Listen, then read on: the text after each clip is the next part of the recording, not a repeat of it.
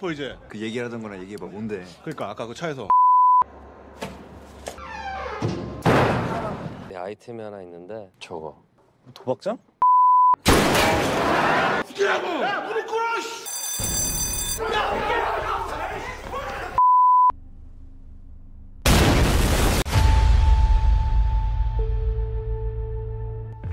Okay, boys, here we go.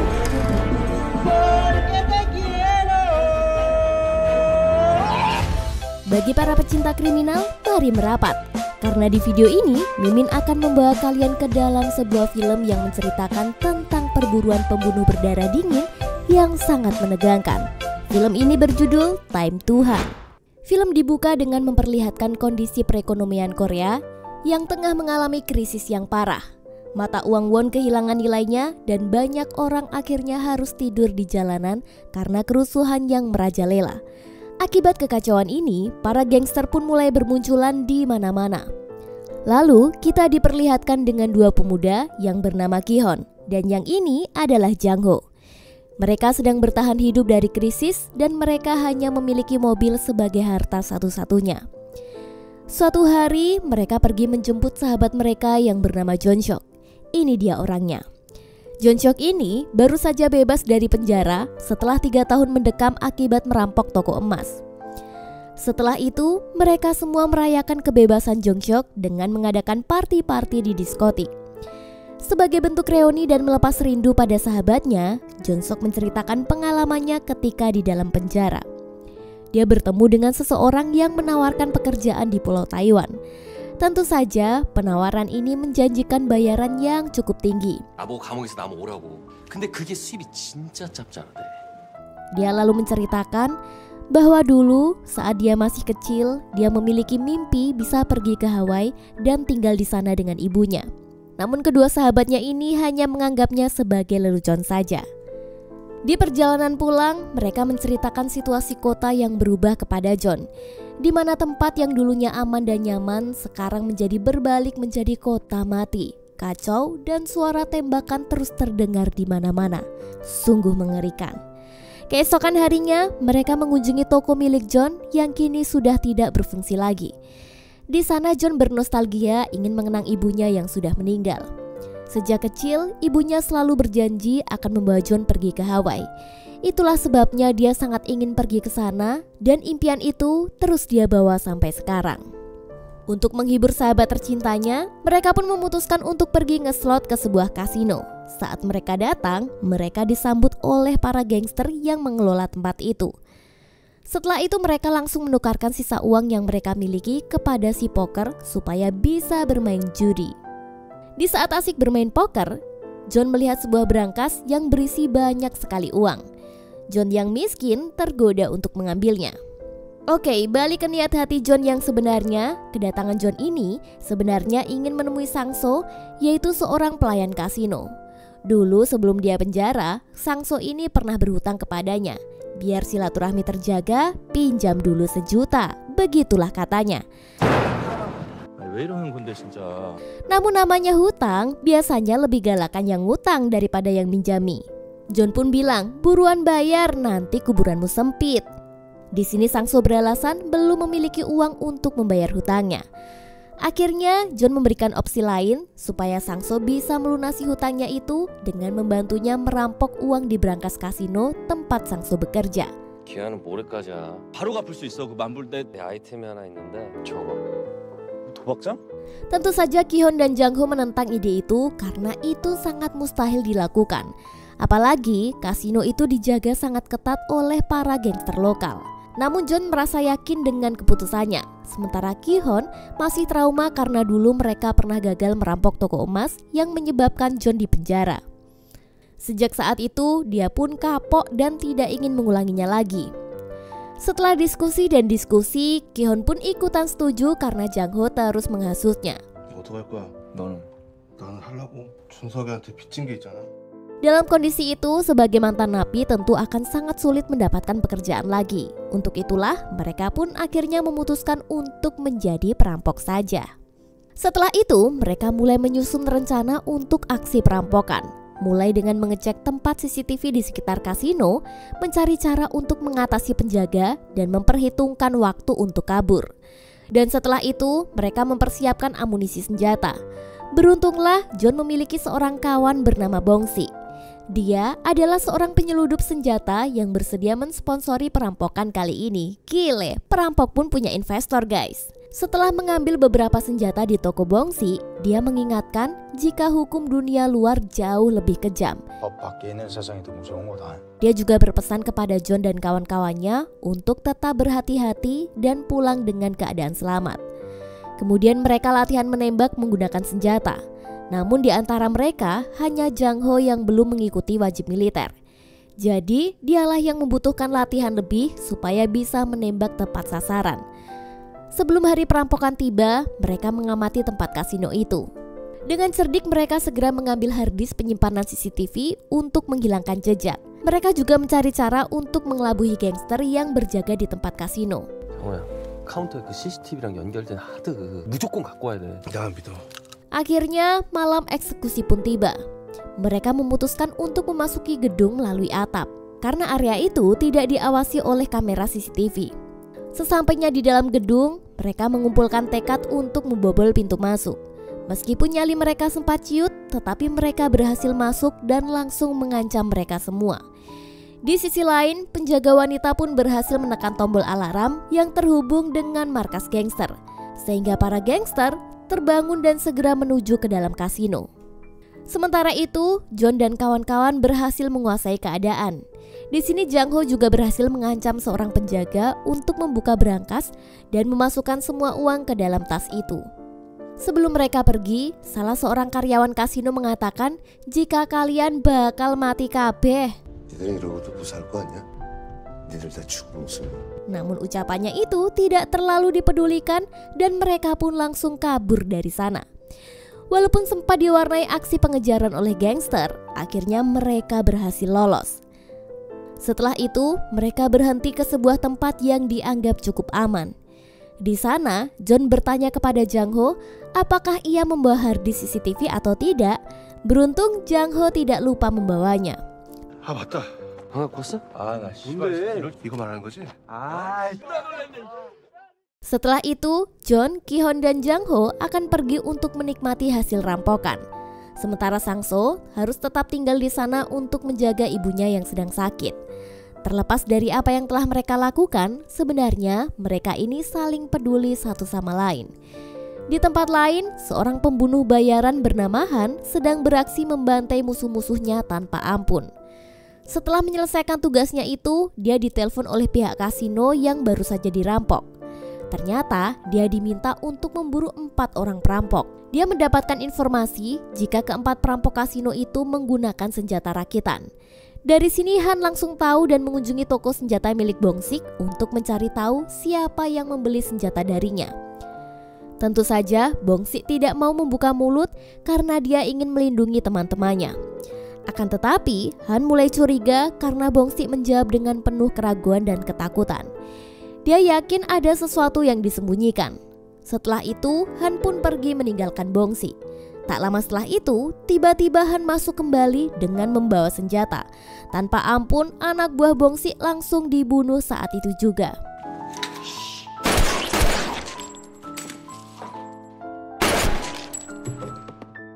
Di tempat lain, John dan Jang Ho kumpul di rumah Ki-hon. Di sana Ki-hon berpamitan dengan kedua orang tuanya untuk pergi bersama dua sahabatnya. Mereka akan pergi ke Pulau Taiwan seperti harapan John. Ketika mereka akan berangkat, tiba-tiba John ditelepon oleh Bongsik yang berbicara penuh ketakutan. 일은 잘 끝났어. 지금 어디야? Belum sempat John tahu apa yang sebenarnya terjadi, tiba-tiba teleponnya ditutup. Ternyata Bongsik diancam dan dipaksa mengaku siapa pelaku perampokan kasino. Namun setelah mengaku, Han langsung membunuh Bongsik. Bahkan toko senjatanya dihancurkan dengan bom. Dari sini Han mulai tahu jika dalang di balik perampokan kasino ini adalah John, Jang Ho, Ki-hon, dan Sang-so. Dan kini dia pun siap memburu mereka semua. Setelah kejadian ini, perasaan John pun mulai tidak tenang. Dia pun mulai menghubungi Sang-so untuk terus berhati-hati karena dia masih bekerja di kasino itu. Sementara Sang-so mulai dicurigai terlibat dalam aksi perampokan. Karena merasa terus diawasi, akhirnya dia memutuskan untuk kabur. Setelah berhasil kabur, Sang-so mulai mengamankan uang hasil rampokan dan membawa pistol untuk berjaga-jaga. Namun ketika Sang-so akan pergi dari sana, dia pun sudah dihadang oleh Han. Sementara itu, John dan teman-temannya pergi staycation di sebuah hotel. Mereka berencana untuk bersenang-senang menghabiskan uangnya. Saat malam tiba dan semua terlelap, John tiba-tiba terbangun dari mimpi buruknya mengenai Sang-so. Dia pun langsung menghubungi Sang-so, namun sayangnya tidak ada jawaban. Ketika John menenangkan diri ke sebuah bar, tiba-tiba saja Sang-so menelponnya. Tapi anehnya, telepon itu tidak ada suaranya. Setelah itu John menelpon balik. Tapi siapa sangka suara dering HP milik Sang-so terdengar di dalam bar itu. Dia pun tengok kanan dan kiri mencari asal suara. Seketika dia terkejut melihat Han yang sudah ada di sana sambil memegang ponsel milik Sang-so. Tentu saja ini membuatnya panik dan segera kembali ke hotel dan mengajak dua temannya untuk kabur sekarang juga. 야, 나도 옷 입어. 빨리 내려가서 총거리야. 우리 지금 위험해. Keadaan semakin memburuk ketika mobil mereka tiba-tiba mogok. Akhirnya mereka terpaksa harus membobol mobil orang di parkiran. Ketika akan kabur, mereka tidak menemukan jalan keluar. Sampai akhirnya mereka tidak bisa melarikan diri. Mereka pun akhirnya bertemu dengan Han dan dengan nekat John memerintahkan untuk tetap berjalan. Dan saat itulah mereka pun ditembak tanpa ampun. Aksi tembak-menembak itu membuat Jang Ho terluka, sementara Ki-hon tidak sadarkan diri. Kondisi menjadi semakin pelik saat Han langsung menyodorkan senjatanya dan siap menembak John. Namun setelah menatap John yang ketakutan, membuat Han berubah pikiran karena melihat ada sesuatu yang menarik di dalam diri John.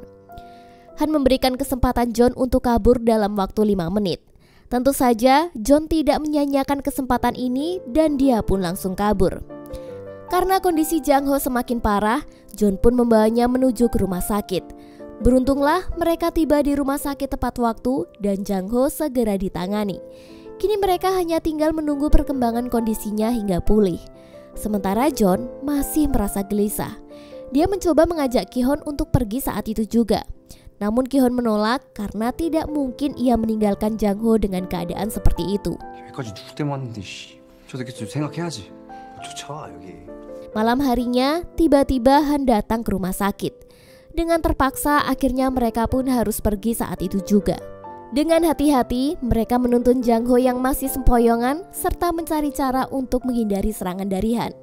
Meskipun mereka sempat dihujani tembakan saat berada di lift, beruntunglah tidak ada satu peluru pun yang mengenai tubuh mereka.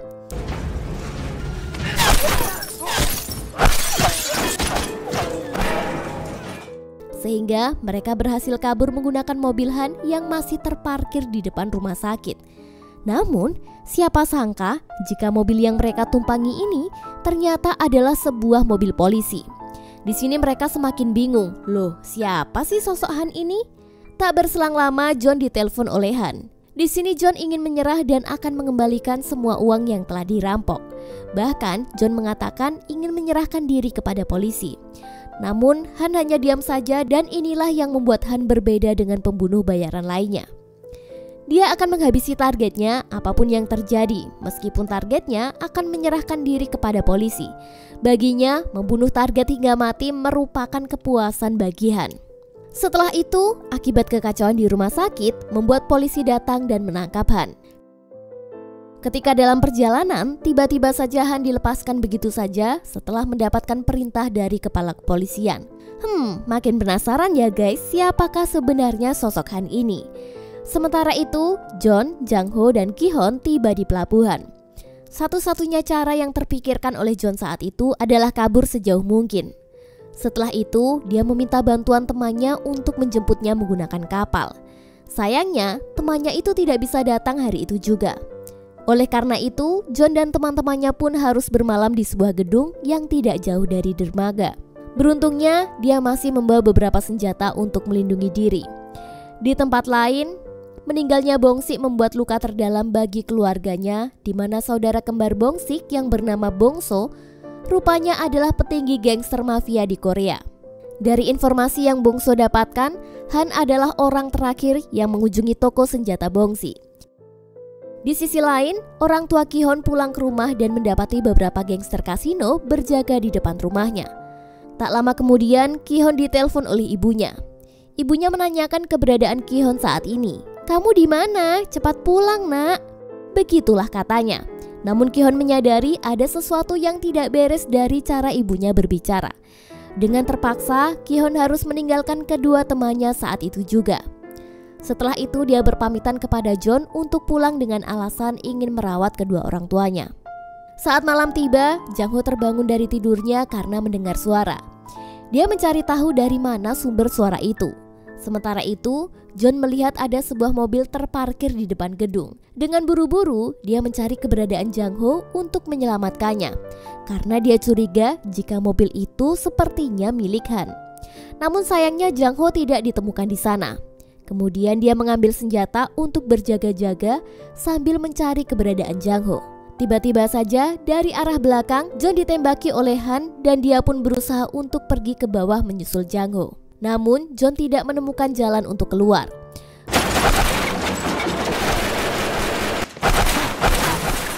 Beruntungnya Jang-ho datang membantunya keluar lewat jendela. Setelah sampai bawah, mereka akan kabur menggunakan mobil yang terparkir di sana. Karena mobilnya tidak bisa menyala, Han pun langsung menembaki mereka. Kini mereka berada dalam posisi yang sudah sangat terpojok. Mereka tidak memiliki pilihan lain selain menyerah. Di sini mereka masih berusaha untuk bertahan hidup dengan menembaki Han berkali-kali menggunakan senjata. Karena keahlian Han yang cekatan ini, tak ada satupun tembakan yang mengenai dirinya. Malah sebaliknya, John terkena tembakan dari Han.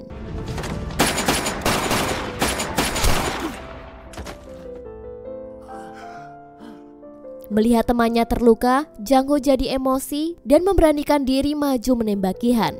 Sementara Han yang sudah ahli tembak menembak, dengan sekali bidik langsung mengenai Jang-ho hingga membuatnya terjatuh. Melihat temannya tak berdaya, John bangkit dan balas menembaki Han. Sementara itu, John menolong Jang-ho yang sudah terluka akibat tembakan. Karena ternyata baju anti peluru yang dia pakai tidak bisa melindungi dirinya saking banyaknya peluru yang menembus. Melihat kondisi Jang-ho yang semakin parah, John pun hanya bisa pasrah. Dan tak lama kemudian Jang-ho meninggal di tempat. Di sini John sangat emosi karena kehilangan sahabatnya sendiri. Dengan tekad yang bulat, dia ingin membunuh Han. Namun sayangnya tembakannya tidak ada satupun yang mengenainya. Seketika, Han langsung menyerang balik tepat mengenai John. Ketika Han akan membunuh John yang sudah tidak berdaya, tiba-tiba Bongso beserta anak buahnya datang untuk membunuhnya. Ternyata kedatangan mereka ini ingin membalaskan dendam karena Bongsi saudara kembarnya sudah mati dibunuh oleh Han. Sementara John yang ketakutan dibiarkan begitu saja. Dia pun dengan cepat memanfaatkan kesempatan ini untuk kabur. Kembali lagi ke Han, kini dia mulai terpojok karena dikepung dan tidak bisa kemana-mana. Akhirnya dia berhasil dikalahkan dan terjun ke dalam laut.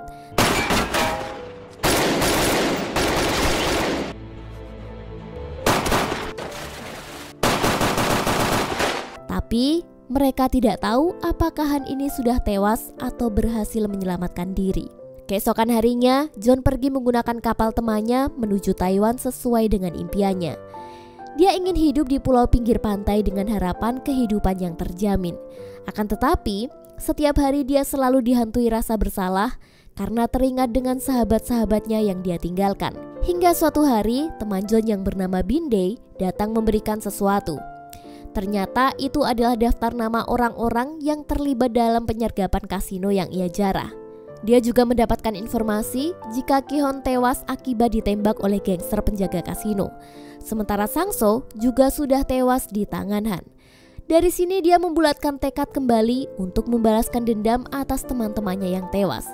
Dia terkejut karena ternyata Han masih hidup dan nama Han ini adalah nama samaran yang dia pakai sebagai pembunuh bayaran.